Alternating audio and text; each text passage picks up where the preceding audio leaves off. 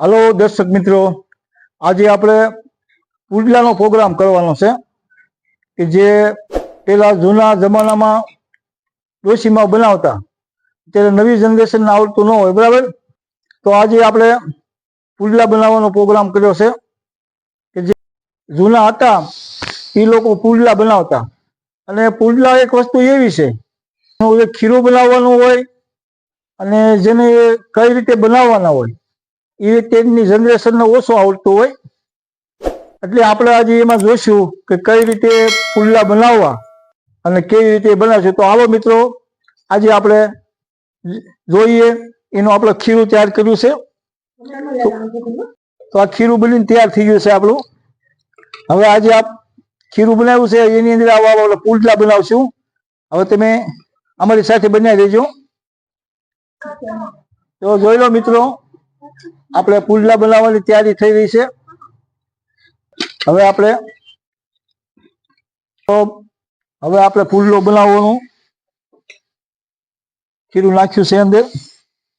હવે તમે જોજો કઈ રીતે પુડલો બને. હવે આ પુડલાની જે પરંપરા છે એ આપણા જૂના ડોશીઓને આવડતા હોય, ત્યારે નવા જનરેશનને ન આવડતા હોય. અને આ વડીલો માટે ખાવા માટે બહુ સરસ, વડીલો આને વ્યવસ્થિત ખાઈ શકે. અને આપણું આ જૂનું ખાણું છે, દેશી પરંપરાગત પેલા પુડલા ખાતા. જોઈ લો મિત્રો, આપણો પુડલો બનીને તૈયાર થઈ ગયો છે.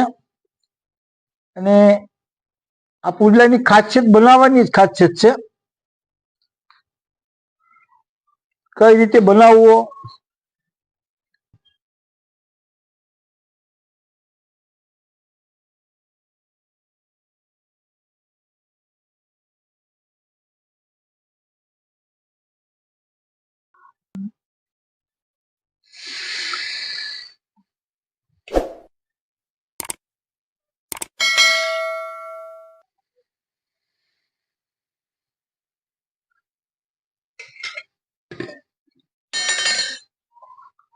તો જોઈ લો દર્શક મિત્રો, આ પાણી થોડુંક ઉપરથી હાથમાં લેવું પડે અને પછી એને આમ હરખો કરો એટલે પુડલો સરસ બની જાય.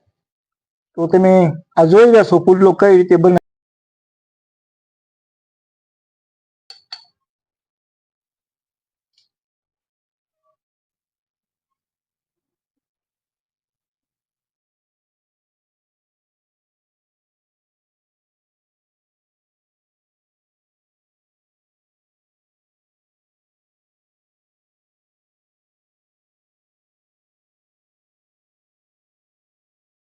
પુડલા આપણા તૈયાર થઈ ગયા છે, પુડલા આવી ગયા છે. હવે આપણે એના ટુકડા કરીશું. તો આ રીતે ટુકડા કરવાના છે. આનો ટુકડા કરવાનો ટુકડા કરશું આપણે આ રીતે. તમે જોઈ લો, કેમ કે આ ઓછા બહુ હોય એટલે વડીલોને મજા આવે. ઓછા હોય ને એટલે વડીલોને ખાવાની મજા આવે. હવે આપણે એની ગોળ નાખશું. હવે આપણે આમાં ગોળ નાખશું. આપણે જરૂરિયાત પ્રમાણે ગોળ નાખશું. ગોળ નાખી દીધો. હવે એની અંદર આપણે ઘી નાખશું. હવે એની અંદર મિત્રો ઘી આવી ગયું છે. હવે આપણે એને થોડા આમ સોળી નાખશું, હળવું હલાવી નાખશું. તો મિત્રો, આ હતા પુડલા.